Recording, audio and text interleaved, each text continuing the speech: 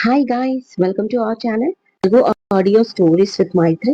నా ఛానల్ని ఎవరైనా ఫస్ట్ టైం చూస్తున్నట్టయితే తప్పకుండా లైక్ చేయండి, షేర్ చేయండి అండ్ సబ్స్క్రైబ్ చేసుకోండి. ఎన్నాళ్ళైనా నీకై వేచుంటా ఎపిసోడ్ 72. ఈ సీరియల్ చాలా రోజుల తర్వాత ఇస్తున్నాను కాబట్టి ఇంతకు ముందు ఎపిసోడ్ ఒకసారి చూసి ఆ తర్వాత దీన్ని వినండి. అప్పుడు మీకు గ్యాప్ వచ్చినా కానీ సీరియల్ బాగా అర్థమవుతుంది. ఇక లేట్ చేయకుండా స్టోరీలోకి వెళ్ళిపోదాం. ఏం మాట్లాడుతున్నావో తెలుస్తుందా నీకు?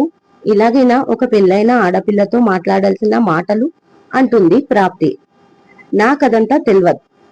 నీకు కావాల్సింది పాప అయితే నేను చెప్పినట్లు వినాలి. అప్పుడే పాప నీ దగ్గరికి చేరుతుంది అన్నాడు కటువుగా శైలేష్. ప్లీజ్ శైలేష్, నేను ఏ తప్పు చేయలేదు. నాకు కావాల్సింది పాప మాత్రమే. మీరు చేసిన తప్పుల వల్ల మీ లైఫ్ కూడా పాడైంది తప్ప నా వల్ల కాదు. మీ చెల్లెలు రాగిణిని ఆయన ఇష్టపడలేదు, అందులో నా తప్పు లేదు అంటుంది ప్రాప్తి. నేను పాత విషయాలు అడగడం లేదు, తెలిసిన విషయాలే మళ్ళీ మళ్ళీ నాకు చెప్పకు. నీకు పాప కావాలి అంటే మీ ఆయనకు తెలియకుండా రా. నీకు పాప కావాలి అనుకుంటే మీ ఆయన్ని వదిలేసిరా. ఎటుకేసి నువ్వు నా దగ్గరికి రావాలి, నన్ను సంతోషపరచాలి. ఆ తర్వాత పాపని నీకు ఇస్తాను. అప్పటి వరకు పాప నీడని కూడా నీకు సోకనివ్వను. అలా అని దాన్ని బాగా చూసుకుంటానని కూడా అనుకోకు. పసిబిడ్డగా ఉన్నప్పుడే చంపాలని చూశాను, అలాంటిది ఇప్పుడు మాత్రం వదిలేస్తాను అనుకుంటున్నావా? సడన్ గా చెప్పేసరికి షాక్ లో ఉన్నట్టున్నావు. ఓ పని చెయ్యి, 3 రోజులు టైం తీసుకో. ఈ 3 రోజుల్లో నువ్వు ఎప్పుడైనా నా దగ్గరికి వస్తేనే పాప బతికి ఉంటుంది. 3 రోజులు దాటితే పాపకు తద్దినం పెట్టాల్సి వస్తుంది అనగానే ప్లీజ్ శైలేష్ అంటుంది అరుస్తూ ప్రాప్తి. ఆమె మాటలు వినిపించుకోకుండా కాల్ కట్ చేస్తాడు శైలేష్. ఏడుస్తూ కుప్ప కూలిపోతుంది ప్రాప్తి. అప్పుడే లోపలికి వచ్చిన కవితమ్మ ఏమైందమ్మా అంటూ పట్టుకుంటుంది. ఇంకా ఏడుస్తూనే స్పృహ తప్పి పడిపోతుంది ప్రాప్తి. మంచి నిద్రలో ఉన్న శైలేష్ ని లేపింది అతని మరదలు. ఏంటి ఈ టైంలో నా రూమ్ లోకి వచ్చావు? అంతా మిస్ అవుతున్నా నన్ను అని అడుగుతాడు, చెయ్యి పట్టి లాగి గట్టిగా హత్తుకుంటూ. మీకోసం ఎవరో వచ్చారు అంది విడిపించుకుంటూ. ఎవరొచ్చారు అని అడుగుతాడు. పోలీసులు అంటుంది భయపడుతూ. ఏంటి పోలీసులు వచ్చారా? ఎందుకు వచ్చారు? సరే మీ నాన్న చూసుకుంటాడులే అంటూ గట్టిగా ముద్దు పెట్టుకున్నాడు. అబ్బా వెళ్ళు బావా, ఆ నాన్ననే పిలుస్తున్నాడు అంటుంది. ఓకే ఓకే వెళ్తాను, ఇక్కడే ఉండు, నీకు తెలుసుగా ఎలా ఉంటే నేను ఇష్టపడతాను అంటూ షర్ట్ వేసుకొని. ఆ ప్రాప్తి కానీ నా పైన కంప్లైంట్ ఇచ్చిందా? అంతే అయ్యి ఉంటుంది. తన దగ్గర ఏ ఆధారం ఉందని. నాకెందుకు భయం అనుకుంటూ కిందికి వస్తాడు శైలేష్. మామయ్య ఏం జరిగింది అంటాడు పోలీసులను చూసి చూడనట్టు. నీకోసం వచ్చారు వీళ్ళు అన్నాడు దుర్గారావు. అలాగా, ఏంటి విషయం అనేసరికి వెంటనే ఇద్దరు వచ్చి గట్టిగా పట్టుకొని పద స్టేషన్ కి అంటారు. ఎందుకు అడుగుతాడు శైలేష్ దుర్గారావు సపోర్ట్ చూసుకొని విర్రవీగుతూ. నీ పైన కంప్లైంట్ అండ్ ఎఫ్ఐఆర్ కూడా ఫైల్ చేశారు అంటారు. ఏమని కంప్లైంట్? అలా ఎలా ఫైల్ చేస్తారు? నేను ఆషామాషా వ్యక్తిని కాదు, కాబోయే ఎమ్మెల్యేకి కాబోయే అల్లుణ్ణే. ఏం మామయ్య ఏంటిదంతా అని అడిగాడు శైలేష్. అదే అర్థం కావట్లేదు అంటాడు మెల్లిగా దుర్గారావు. వీడు మర్యాదగా స్టేషన్ కి రమ్మంటే వచ్చేలా లేడు. మన స్టైల్లోనే వీడికి సకల మర్యాదలు చేసి తీసుకెళ్లాలేమో. ఆ ఫోన్ ఇటివ్వు కానిస్టేబుల్ అంటూ శైలేష్ ముందు ఫోన్ ఆన్ చేసి ఒక వీడియో చూపిస్తాడు ఆఫీసర్. దాదాపు 3 నిమిషాల వీడియో అది. ఆ 3 నిమిషాలలో శైలేష్ కి ముల్లోకాలు కనిపించాయి. అతని కాళ్ళ కింద భూమి కంపించింది, ముంచెంటలు పట్టేశాయి. ఏంటిది అని నోట్లోంచి మాట బయటికి రాకముందే పైనుంచి గట్టిగా ఒక కేక వినిపిస్తుంది. అంతే, ఆ 4 పోలీసులు పైకి ఫటాఫట్ పరుగులు తీస్తారు. అలాగే దుర్గారావు కూడా.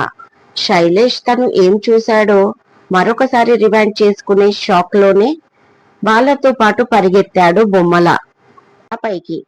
రూమ్ లోకి వెళ్లి డోర్ ఓపెన్ చేయగానే అక్కడ చూసి ఇంకా హడలిపోయాడు శైలేష్. వెంటనే ఏంటిది శైలేష్, ఇదే నాని పద్ధతి? ఏదో వరుసకి అక్క కొడుకువని చనువిస్తే ఇలాగేనా నువ్వు ప్రవర్తించే తీరు? ఒక ఆడపిల్ల జీవితాన్ని అన్యాయం చేస్తావా? నీకేం ద్రోహం చేసింది ఆ అమ్మాయి అంటూ అరుస్తాడు. వెంటనే కోపంగా పోలీసులకు కూడా చెప్తాడు, వీడిని తీసుకెళ్లి లాకప్ లో పడేయండి, కావాలంటే నేను కూడా ఈ అమ్మాయి వైపు నుంచి కంప్లైంట్ ఇస్తాను, అసలు వీడి ముఖాన్ని నేను చూడాలనుకోవడం లేదు అన్న దుర్గారావు మాటలు విని ఇంకా ఆశ్చర్యంతో పాటు పెద్ద షాకే తగిలింది శైలేష్ కి. కట్ చేస్తే 1 గంట తర్వాత స్టేషన్ లో ఉన్నాడు. తను వీడియోలో ఏం చూశాడో రివైండ్ చేసుకుంటున్నాడు శైలేష్. పోలీసు చూపించిన ఆ వీడియో తలుచుకుంటూ ఆ రోజు ఫామ్ హౌస్ లో జరిగింది గుర్తుకు చేసుకున్నాడు శైలేష్. మరదలతో కలిసి ఫామ్ హౌస్ లోకి అడుగుపెట్టిన శైలేష్ తో, బావా మనం ఒక గేమ్ ఆడదామా అడిగింది అతని మరదలు. రూమ్ లోకి వెళ్ళాక ఆడేది గేమే కదా అన్నాడు శైలేష్ ఆమెను తొందర చేస్తూ. అబ్బా అది కాదు బావా, అది ఏంటంటే ఈ మధ్య నేను ఫోన్లో చూశాను, రకరకాల గేములు ఉంటాయి, అందులో ఒకటి నాకు బాగా నచ్చింది, రోజు ఒకే రకంగా అంటే బోరు కొడుతుంది కదా, అందుకే అలా ట్రై చేద్దామా అని ఉత్సాహంగా అడిగింది ఆమె.